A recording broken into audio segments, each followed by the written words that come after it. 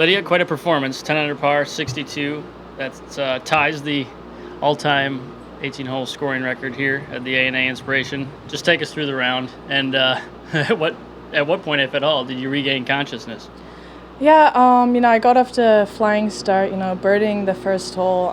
The list was like, I think 40% of the field, or like 40 people probably made birdie for that pin position. So it felt good to be kind of be with that percentage. And I had a really good second shot into two, and, was able to make that putt. And I've been struggling to kind of take advantage when I've had advantage for birdie, and I felt like I did that really well. And I stayed patient, and no matter what the situation was, I was just focusing on the shot in front of me, and hitting every shot with conviction. And I think at the end of the day, that's all you can do. And if things fall your way, and I have a great round like I did today, that's great. But yeah, definitely nice to finish this tournament on a high where there's so many great memories for me.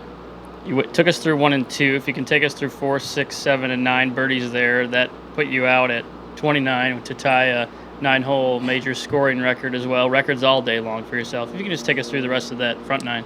Yeah, on 4, I hit, a 3-wood off the tee. They, moved the tee forward with the pin position, being quite far, back and on the right. And, I told Les, I hit a great shot that the ball started like 30 feet left of where I was aiming. But it was one of the better places to putt from, in that section of the green. And it was probably the longest putt I've holed all week, like a 30-footer. And especially when you're playing well and you kind of hole one of those, it's a good momentum changer. And I hit it pretty close on 6 and 7 to give myself good looks for birdies.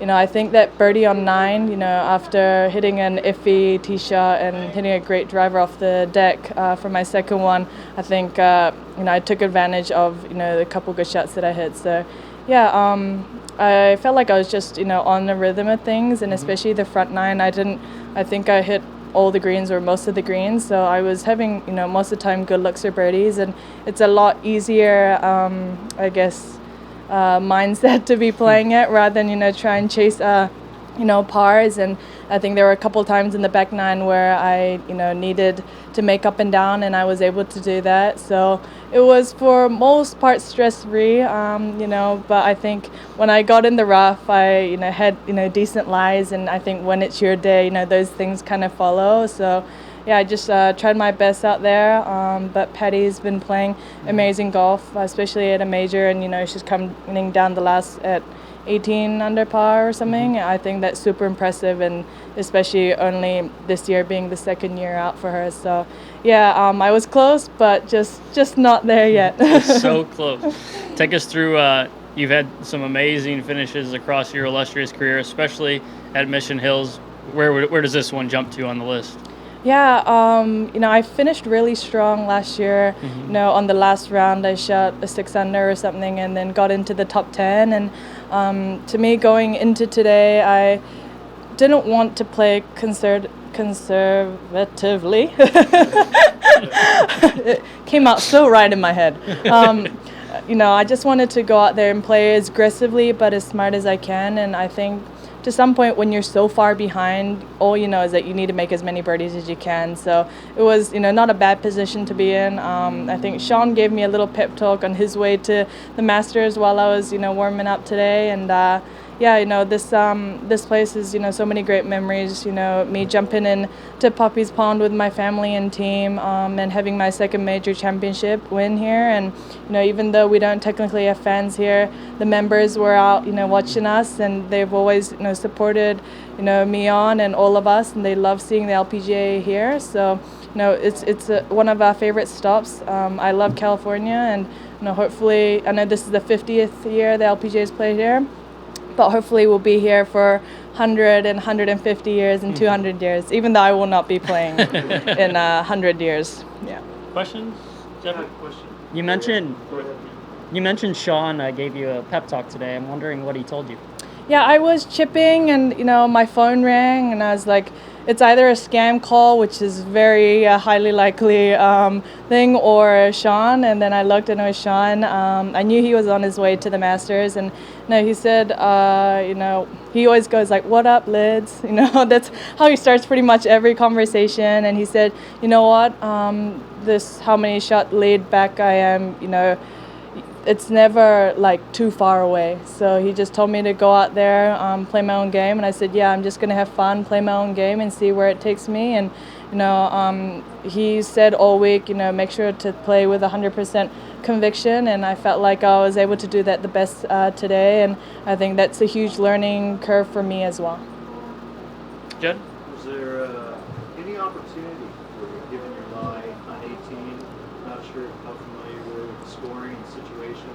Was there any opportunity or any consideration to go for the green with that shot? Yeah, I don't know if it was on the coverage, but I was like, dilemma. I hit it. I tried to hit the drive a little harder just because I knew that would be the only way I would be able to have a comfortable kind of a yardage in. I knew that if I had a normal drive, I could probably reach, but the longer you hit it, obviously the shorter club in. And even though it's in the rough, they had cut the rough so nice that it gave me like questions in my head. Okay, should I go for it? Should I not? Because I knew I was like 5 shots ahead of the person behind me. So even if I go for it and worst case make bogey or double, I'm not really falling back. So lots of questions. Obviously glad that the superintendent mowed that place really nice for me. But if I turned over my 5-wood just a little bit, it's not holding. And Patty at that time hadn't played 17 yet, so I tried to lay up and hit a shot close, and I said maybe I will do the Kari Webb, but I was 30 feet short from that. Steve? Lydia, there was a point in your career in your teens when these sorts of rounds looked, kind of fun and routine almost. Do you feel like you're getting back to that mindset? I was actually thinking in my head, I wonder if on the covers they're gonna be like, "Oh, Lydia Ko's back," and I hope it's not the sense that I'm back to a position where I was or where I could be. To be honest, I just want to be the best version of myself right now. I've had so many different experiences, ups and downs, since I was world number 1 to this point. And I think at the end of the day, I'm not going to be the same person anymore. And, all I can do is, keep working hard and be at the position that I'm meant to be. And I think everything happens for a reason, and I'm at this position for a reason. So I just got to keep working on the things that we've been doing and, see where it takes me. I feel like sometimes when you're getting closer, you lose the patience and you feel like you're almost there. But I think that's when at those times you have to be even more patient. Have to focus on the little aspects in your game and just take it one shot at a time. And if it's meant to be, it's meant to be. When was the last time you had a putting round this good? Great question. Maybe the first round of at Lake Nona, I played really well.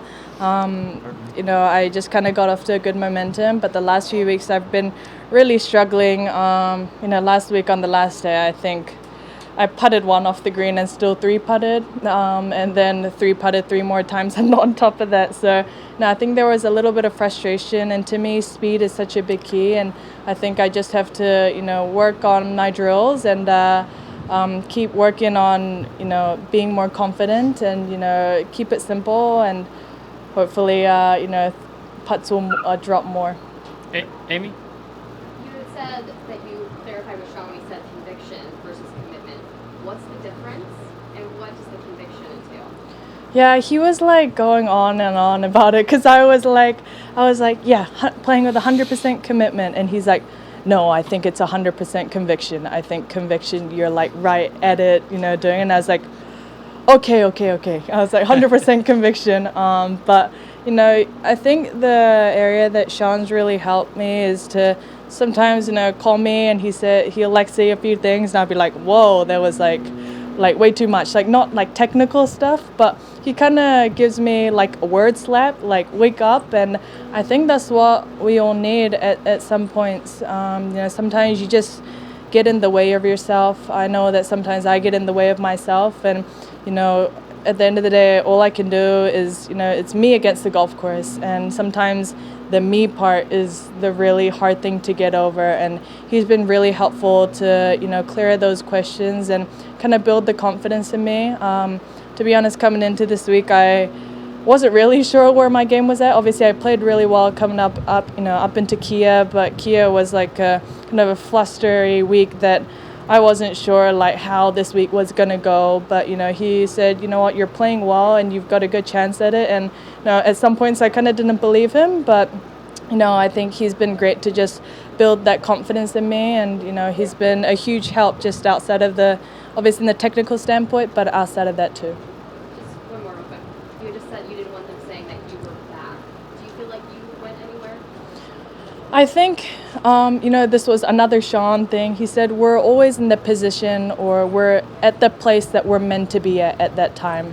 Just because, he said, just because I win an event or I miss the cut, that doesn't make me a better or worse human being. And I think that just kind of strips everything back. And at the end of the day, like golf is, a job, but a hobby and something I love doing. And it should, like, what happens on the golf course shouldn't affect like how I judge myself or how I feel like off the golf course. So I'm just going to keep working hard with my team, make sure that what we're working on are the right things, and keep it simple, and we'll see where it goes. And sometimes I know it's not all going to click like the first couple rounds this week, but you just bring everything together. It's not all about having your A game all the time, and if you do, you have days like today, but I think I just need to be super patient, and just stay positive and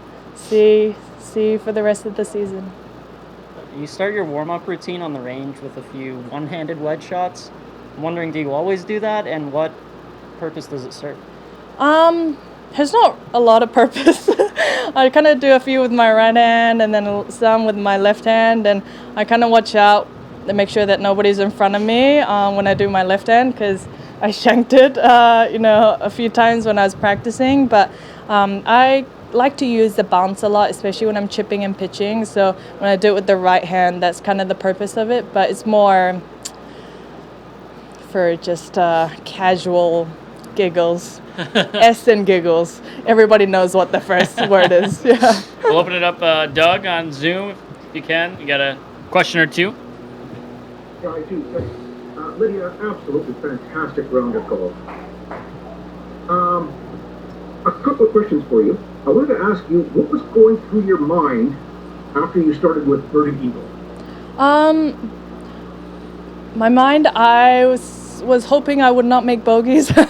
No, this is a golf course that I've noticed throughout the rounds. The rough is was getting longer, and I just tried to stay patient and go hit one shot at a time. Hit it on the fairway, hit it on the green, and give myself good looks for birdies. And obviously it was probably the best start I could ask for. But you just can't get too ahead of yourself. And for most of my front nine, I felt like I gave myself a lot of good looks for birdies, and that's all you can do. And if it drops, it drops, and if not, oh well. And I think all day I had in my mind that God has a plan for all of us, and I just have to believe that and have faith, and go on my journey. And I might not know what that journey is, but I feel like it's all laid out there, so all I can do is just try my best at that exact moment. Oh yeah. I think she just made it up there. Oh, she did? Awesome. Okay. So Lydia, in reflection, you've received a little bit of criticism from some quarters in the past for making swing changes, chasing some distance, but today's performance was like no other I've seen from following you over the years. Do you have a sense of relief, pleasure, or happiness, or a sense of vindication that all your hard work and some of your difficult choices have paid off? To me, like after a round like today, I'm just happy that I got to finish strong in this event, and have be in contention and be just right up there. I think I can never get too ahead of myself. Obviously, after rounds like this, it gives me a lot of confidence, to say, hey, we're trending in the right direction. But I think when things are going well, I think it's even more important to focus on, the swing feels that we're working on, or the things in my short game, and make sure to kind of take it out to the basics. And to me, I think it's more important just focusing on the present and not get carried away about what's going to happen in the future and what happened in the past. Thank you, Doug. ZB Sport, question or two, please. Yeah, hi there, Lydia. Lachlan here from ZB Sport. Hope you're well in New Zealand. I guess first off, I apologise if any of these have been asked already. I joined a bit late, but just in terms of probably one of the most satisfying of your career, given how strong that final round was. I missed the first. Can you repeat that, please? Yeah, sorry. No, you're right. Just the tournament as a whole, is it sort of the most satisfying one that you haven't won, given how impressive that final round was in your career? What? One more sorry. time, a little Sorry. louder if you don't mind. Yeah, no, you're right. So that just the tournament as a whole, how satisfying is it? Given that it wasn't a win, but that final round, a couple of records broken and equalled and whatnot. How satisfying is that? Yeah, I was a little bit of a mess in the first couple of days. I made a lot of birdies, and I made more birdies than bogeys, thank goodness. But I was making a lot of clumsy mistakes, and it kind of fed on from what was happening last week. And I was just excited that I could be back in this kind of position and be under this adrenaline. Always, no matter if it's a major or just any other event we play, I think it's great to finish your tournament on a high. And I was like, I wonder if I hadn't make a few of the clumsy mistakes, early in the week, what could have happened. But there can be times where you go, what could have been. But I feel like I have to focus on what were the things that I did well, and to just be in this position. And even though I haven't won, I think it's probably, if somebody said, hey, you're going to shoot 62 today, I'll be like, oh yeah, definitely, give me the ticket to 62 and I'll just sit in the shade all day. So yeah, I think I'm obviously pleased with it. Like I said earlier, Patty played amazing golf, and I tried to chase her, but she was just a bit too far away. In terms of the final day, given the fact you'd won it before, one of your two major wins, of course, was that almost a confidence booster and just hanging in there towards the end and continuing to make up strokes? Yeah, I have a week off next week, so hopefully gather everything and work on the next stretch. But yeah, no matter what position you end up being, having rounds like this, definitely is a confidence booster, and it, I think, gives me the confidence that, hey, no matter how far behind I am, if you have, some amazing rounds like this, you're never out of it. And golf, you just never know until that last putt drops on the last hole. So I think that's just gonna be, my motivation. And I felt like I tried to play with 100% conviction and commitment, and that's going to be my focuses, throughout the season and pretty much throughout my career. Thank you. Last but not least, Beth Ann. Congratulations, Lydia, on a thrilling round. Thank you. Did you at any point start thinking about 59? Because we were. Oh yeah, no. I wasn't. Maybe I should have. I don't know. But no, I just tried to play that one shot in front of me. I had a stretch in the middle of my back nine where I was trying to make up and downs, and I was able to do that. And I was really focusing on, okay, how do I hit the next shot, well, and how do I hit it with authority and just being smart about my play. And no, 59 did not come across my mind. Maybe if I was like Annika, it would have come across my mind. I don't know. But it's, you feel like, okay, 3 strokes. That's like, you can get that from anywhere. But 3 strokes when you're out there playing is huge. Trying to make 3 more birdies is really tough. But hopefully I'll be able to have a run for it again down the future. Lydia, where does this round rank for you in terms of one of your greatest rounds? And then secondly, what do you think this will do for you going forward? This is probably, one of the most solid rounds I've played. I felt like, most of the shots that I had in front of me, I was able to hit it pretty well and execute it. And, when things are going that way, I feel like you're playing with confidence and, the next shot in front of you, you're trying to hit it close or, trying to hole it. So, yeah, definitely, one of my top rounds, especially, being at a major championship and on the final round. And hopefully, I'll be able to kind of feed off this and, kind of take a step back and see what went well throughout the week and what are the things I need to work on and kind of get those things sharper for my next stretch of events. Thank you, Lydia. Thanks, Beth Ann. Thank you, everyone. Lydia, and most of all, thank you. Great job today. Thank you. Everyone, Zach. Patty will be in momentarily.